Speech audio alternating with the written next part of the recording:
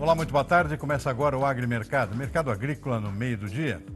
Todos os dias, nesse horário, a gente repassa aqui os principais indicadores dos mercados agrícolas e financeiros, as cotações das bolsas internacionais de commodities agrícolas e também os mercados físicos aqui no interior do Brasil e os nossos portos de exportação. Tudo com aquele objetivo diário de posicionar agricultores, pecuaristas, agroempresários e agroinvestidores também sobre oportunidades de negócio e de investimentos enquanto os negócios estão acontecendo aqui no Brasil e em todo o mundo. E a gente começa o programa dessa quarta-feira, estamos aí no meio da semana, dando aquela conferida nos mercados, indicadores de mercados financeiros. Muita oscilação nesta quarta-feira, dólar operando com queda aí de 0,9%, R$ 3,76 é a cotação da moeda americana.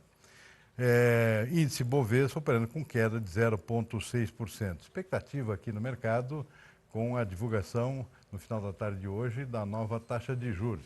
Tem a reunião do Banco Central brasileiro aqui, a reunião do Copom para definir taxa de juros. A expectativa do mercado é que acha uma queda, um novo corte aqui na taxa, só não se sabe bem o percentual, talvez 0,25, talvez 0,50. E também a reunião do Banco Central americano para tratar do mesmo assunto, taxa de juros nos Estados Unidos. Então tudo isso tem impacto no mercado e aí esse comportamento desses indicadores aí na defensiva, nessa início de tarde de quarta-feira, na expectativa da divulgação desses dados aqui, especialmente aqui no Brasil, com a divulgação da nova taxa Selic.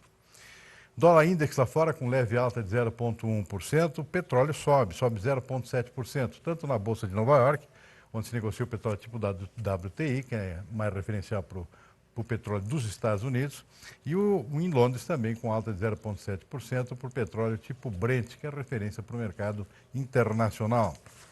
Mercados de commodities agrícolas, maioria caindo hoje dos nossos commodities lá fora de maior interesse do Brasil. Bolsa de Chicago cai tudo, soja caindo 1,2%, uma queda expressiva, milho também 1,2%, mesmo percentual.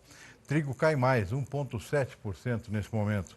E o arroz não fica de fora, também com perda de 1,1% em relação ao fechamento de ontem.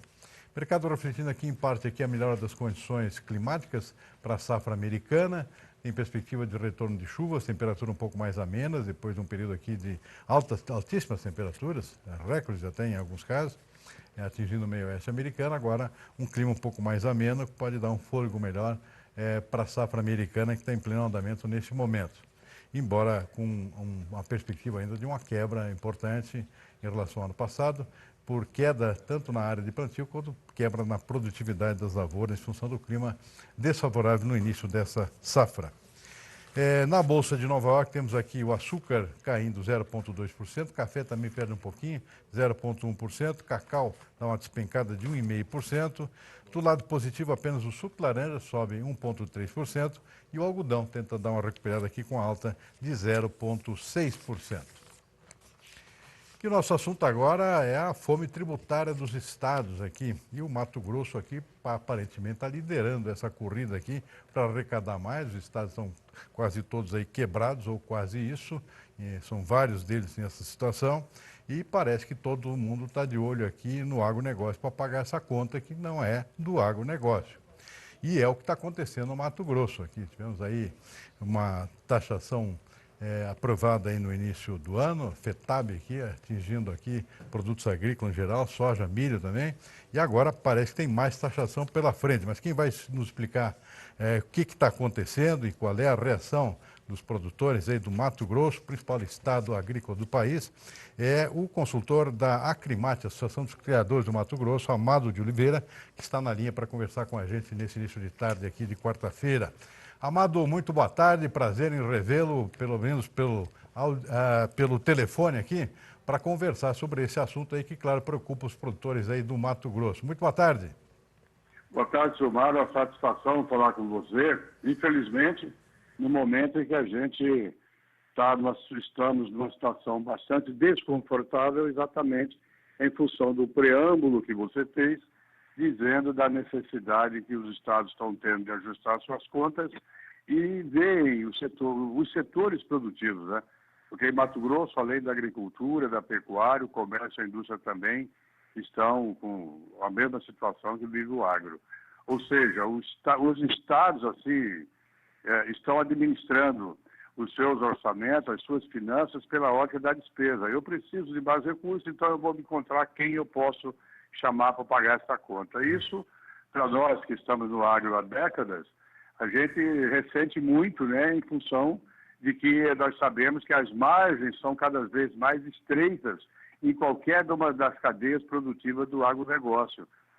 O Estado aumenta a sua receita e a gente tem ainda necessidade de investimento público naquilo que é responsabilidade do Estado. Ô, Amado, o que de novo tem agora com essa aprovação aí pela Assembleia Legislativa do Mato Grosso? É mais uma taxa? Como é que ficou a situação? Explica um pouquinho para a gente. O Estado, Silmar, tinha a necessidade de fazer a reinstituição dos incentivos fiscais por força de normativos do CONFAS. Então, isso era necessário. Então, ele tinha que fazer isso até 31 de julho. O governo aproveitou e embutiu uma pequena reforma tributária, mas de grande efeito sobre os setores produtivos. Então, no caso da carne bovina comercializada dentro do Estado, era a alíquota 12, mas estava a 0 para o mercado de Mato Grosso. Para os demais estados, estava 2,5%, e ele propôs inicialmente 7% para a carne comercializada dentro do Estado e 3% para a carne comercializada em negociações interestaduais. E culminou que depois de muitas idas, com apoio de um bom número de parlamentares da Assembleia Legislativa, conseguiu que ficasse 2% no mercado de Mato Grosso e 2,65% para negociações interestaduais. O impacto desse 2,65% é muito forte, porque 65% da carne produzida no Estado é comercializada, esse percentual, com outros estados da federação, e só 10% dentro do Estado. E 25% são exportados ainda. Estamos sob a égide da Lei Candir, não tem tributação. Isso aí, Silmar, resumindo toda essa história, significa a retirada da renda do produtor de pecuária do Corte do Mato Grosso na ordem de 37 milhões. Somando isso aos 30 milhões do FETAB 2 reeditado no início do ano, então, em 2020, nós vamos ter uma transferência de renda do setor para bancar contas públicas na ordem de 67 milhões de reais. Considerando as características da cadeia produtiva da pecuária de corte, que majoritariamente é feita por pequenos e médios produtores, no segmento de cria especialmente, então isso é muito forte, isso está deixando todo o segmento extremamente desconfortável. É fácil de entender isso, né, Amado? Realmente. Agora, além do prejuízo direto aqui, também a perda de competitividade em relação a outras unidades da federação, né, Amado? Certamente. Não dá para comparar Mato Grosso com Mato Grosso do Sul, com Goiás e com nenhum estado da região sudeste. O grande mercado desses 65% da carne que sai de Mato Grosso vai para a região sudeste. Então, evidentemente, Mato Grosso do Sul, de sobejo, leva uma vantagem extraordinária nisso. E, além do que, nas regiões produtoras, nós temos grandes problemas de logística em função da qualidade das estradas, de responsabilidade do Estado e dos municípios. Perfeito.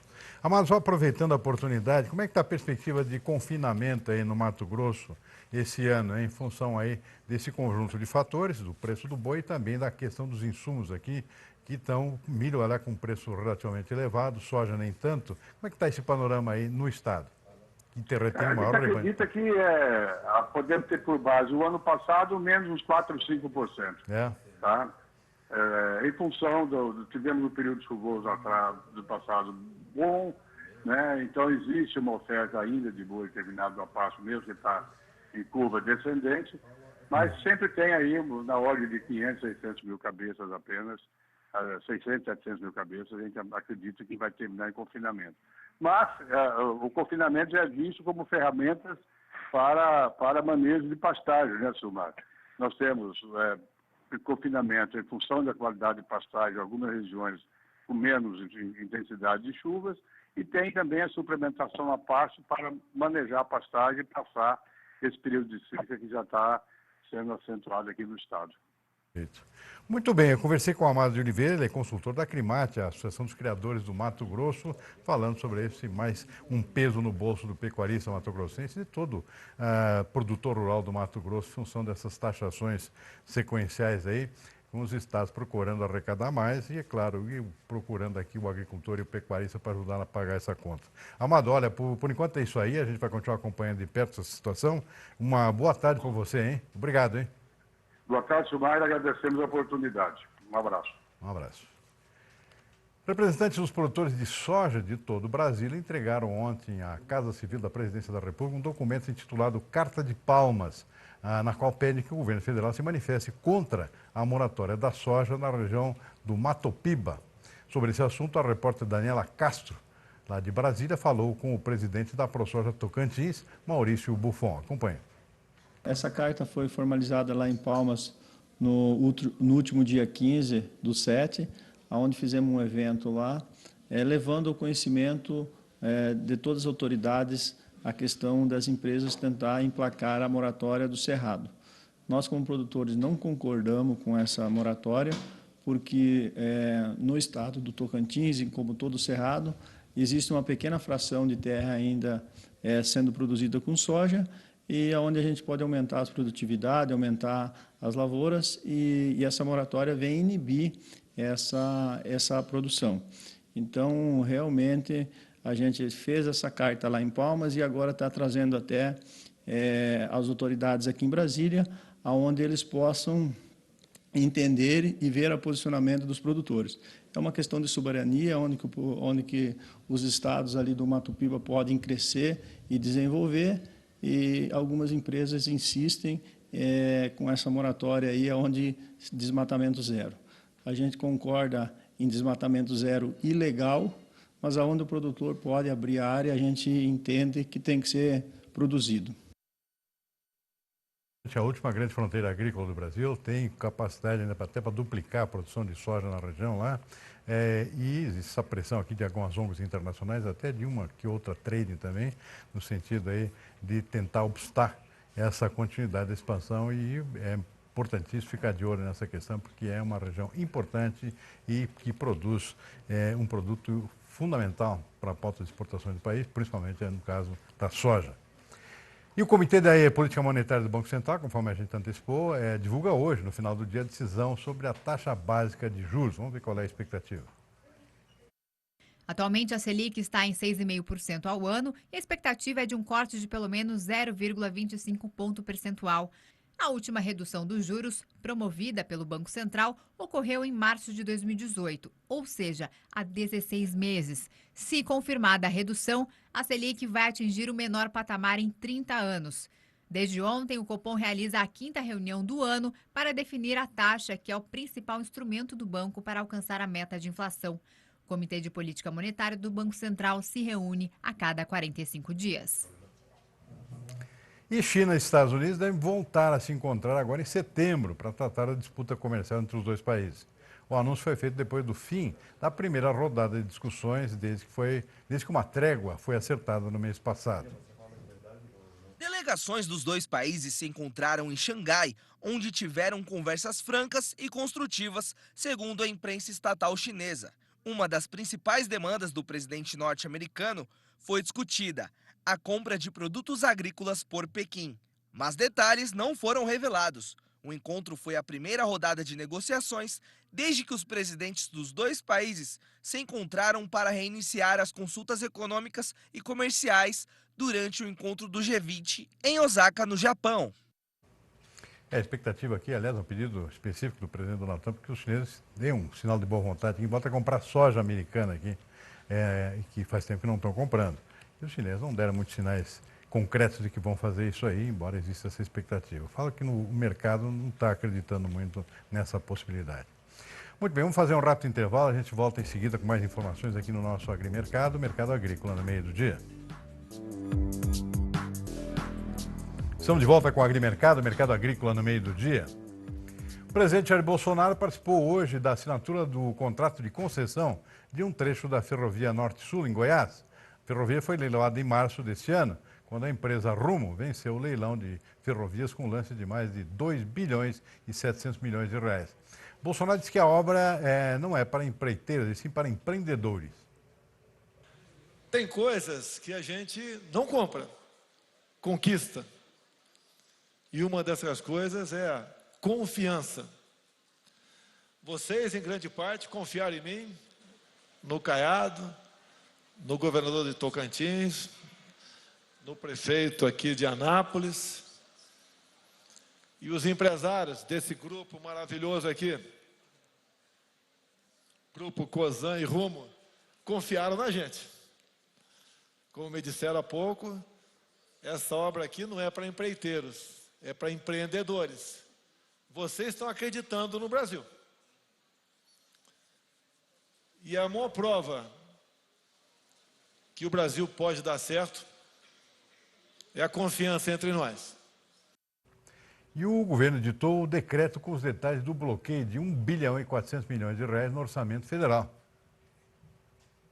De acordo com o Ministério da Economia, o governo vai deixar de arrecadar cerca de 5 bilhões e 300 milhões de reais neste ano. O motivo seria a queda na produção da indústria e a diminuição das vendas no comércio, o que diminui a arrecadação de impostos e obriga o Estado a cortar despesas. É por este motivo que o governo anunciou mais um contingenciamento, ou seja, a suspensão de gastos previstos no orçamento da União. Já é o segundo neste ano. Desta vez, o corte será de 1 bilhão 442 milhões de reais. As pastas mais atingidas pela ordem são Cidadania, Educação e Economia. O Ministério da Cidadania ficou com um bloqueio de 619 milhões e 160 mil reais. No Ministério da Educação, o corte é de 348 milhões e 470 mil reais. E o Ministério da Economia, a redução é de 280 milhões e 570 mil reais. Na Agricultura, o bloqueio é de 54 milhões e 690 mil reais. Ciência e Tecnologia, o corte é de 59 milhões e 780 mil reais. Na Infraestrutura, a redução é de 60 milhões de reais. Nas Relações Exteriores, o bloqueio é de 32 milhões e 880 mil reais. Na pasta da Saúde, a redução é de 6 milhões e 990 mil reais. E no Turismo, o corte é de 100 milhões de reais. E neste ano, o rombo não pode passar de 139 bilhões. Há possibilidade do governo desbloquear esses recursos até o final do ano. Mas para isso, depende do ingresso de receitas adicionais ou por meio de um crescimento maior da economia, com o respectivo aumento de recursos na arrecadação. O presidente Jair Bolsonaro também comentou sobre esse contingenciamento do orçamento da União e citou expectativas sobre a nova taxa básica de juros. Um corte relativamente pequeno, perto da monstruosidade do orçamento, nós somos obrigados a fazer. Tem uma lei, eu tenho que seguir a lei, não sou ditador, seguir a lei. Você espera que a taxa de juros... Mas espero, eu nem sei como é que foi a decisão do Copom hoje. Eles deixam vir ontem para decidir a taxa Selic, né? Não sei. Estou torcendo, igual você aqui, igual você. Estou torcendo apenas que a taxa de juros que diminui. Cada 1% a taxa Selic são 40 bilhões a mais que a gente gasta por ano. Eu não vou influenciar lá. Eu não sou o Dilma de calça comprida. Tá? E o presidente dos Estados Unidos, o Donald Trump, disse ontem em coletiva da imprensa na Casa Branca que quer fechar um acordo de livre comércio com o Brasil, país que, segundo ele, cobra muitas taxas de produtos americanos. Yeah, we're going to work on a free trade agreement with Brazil. Brazil's a big trading partner. They charge us a lot of tariffs, but other than that, we love the relationship. Trump elogiou o presidente Bolsonaro, a quem chamou de grande cavalheiro. I have a fantastic relationship with your president, and he's a great gentleman. He was here, as you know. In fact, they say the Trump of Brazil. I like that. That's a compliment. O secretário de Comércio dos Estados Unidos, Wilbur Ross, está no Brasil e deve se encontrar amanhã com o ministro da Economia, Paulo Guedes. A balança comercial entre os dois países no primeiro semestre de 2019 foi favorável ao Brasil, em quase $1 bilhão. Os Estados Unidos são o segundo maior parceiro comercial do país, atrás da China. Trump também falou da indicação do deputado Eduardo Bolsonaro para ser embaixador do Brasil em Washington. evento. Para o presidente americano, não se trata de nepotismo. No, I don't think it's nepotism because his son helped him very much in the campaign. Well, I know his son. I find his son to be outstanding. He's a brilliant, wonderful young man. I'm very happy he appointed him. I think it's a great appointment. Essa ideia de um acordo comercial, de livre comércio entre o Brasil e os Estados Unidos é um pouquinho mais complicado do que o da União Europeia, que demorou 20 anos. Imagine dois países diretamente concorrentes, como é o caso do Brasil e dos Estados Unidos. No agronegócio, por exemplo, vai ser uma negociação extremamente complicada para os dois lados, porque se vai se pedir concessões para um lado e para o outro lado acaba sendo prejudicado inevitavelmente. Somos concorrentes diretos, especialmente no setor de grãos, soja e milho, também no setor de carnes e também no setor de algodão. Sobra muito pouco para negociar em termos comparativos, em termos de compensações aqui entre os dois países em outras áreas aqui do agronegócio. Não sei produtos tropicais, como é o caso do café, por exemplo, que tem lá nos Estados Unidos o principal mercado do Brasil. Então, o resto é complicado. Vamos fazer mais um rápido intervalo, a gente volta em seguida com mais informações aqui no nosso Agrimercado, Mercado Agrícola no meio do dia.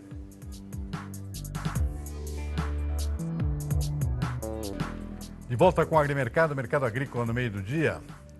Taxa de desemprego no Brasil caiu um pouquinho no segundo trimestre, mas continua alta em 12%, segundo os números divulgados hoje pelo IBGE. Foi a terceira queda na comparação com o mês anterior. No total, o desemprego atinge 12 milhões e 800 mil pessoas. A população ocupada cresceu para 93 milhões e 300 mil pessoas. Outro dado do IBGE é que a população desocupada bateu recorde. 7 milhões e 400 mil pessoas trabalhavam menos de 40 horas por semana, mas gostariam de se ocupar mais. Bom, vamos dar uma conferida final aqui nos nossos indicadores, também nos mercados físicos. O dólar segue operando em queda, 0,8% agora, R$ 3,76. Bovespa opera em queda, 0,7%. Lá fora, café estável, café arábica na Bolsa de Nova York. Na Bolsa de Chicago, soja e milho caindo, seguem em queda, soja perdendo 1,1%, milho 1,4%, em boa parte aqui em função da melhora do clima nos Estados Unidos. Vamos para o mercado físico aqui no Brasil, ver como é que está o comportamento dos mercados físicos de ontem para hoje. Soja em Paranaguá, queda de 0,6%, fechou em 78,50, apesar que o mercado está em andamento ainda, isso pode mudar agora no decorrer da tarde. Interior do país, em Passo Fundo, queda de 1,3%, Cascavel perdeu 0,7%, Rondonópolis menos 0,7% também, Sorriso no Mato Grosso menos 0,8%, Rio Verde em Goiás uma queda mais forte, de ontem para hoje 2,8%, Dourados subindo 1,4%, Uberlândia queda de 1,4%, Barreiras um ajuste positivo aqui de 2,2% e estabilidade em Balsas, no sul do Maranhão, em R$ 68,00 por saca. Milho em Paranaguá, menos 1,3%, preço do Porto. Estabilidade em Campinas, R$ 37,00 por saca. Cascavel subindo 1,5%. Sorriso e Rondonópolis não alteraram, pelo menos por enquanto. O que mais? Rio Verde e Goiás estável também, da mesma forma que Dourados e Uberlândia. Uma alteração aqui positiva em Erechim, norte do Rio Grande do Sul, R$ 39,00 por saca de 60 quilos. Boi gordo, R$ 153,00, Noroeste Paulista, estável. Demais praças sem alteração aqui, Cuiabá, Colíder, Campo Grande, Marabá, que mais? Triângulo Mineiro estável, 147, 5,25 quilo vivo em Alegrete, no Oeste Gaúcho, Sudoeste de Goiás, 140. E o café sem alterações aqui no sul de Minas, Cerrado Mineiro também não alterou, o tipo Rio na zona da Mata Mineira, R$ 315,00, menos 1,6%, São Paulo aqui, bebida dura, no Oeste Paulista, R$ 400,00, está estável. Conilão tipo 7 em Vitória, 2,67, menos 1,1%. E a gente fica por aqui com o nosso Agrimercado desta quarta-feira. Uma boa tarde a todos e até amanhã.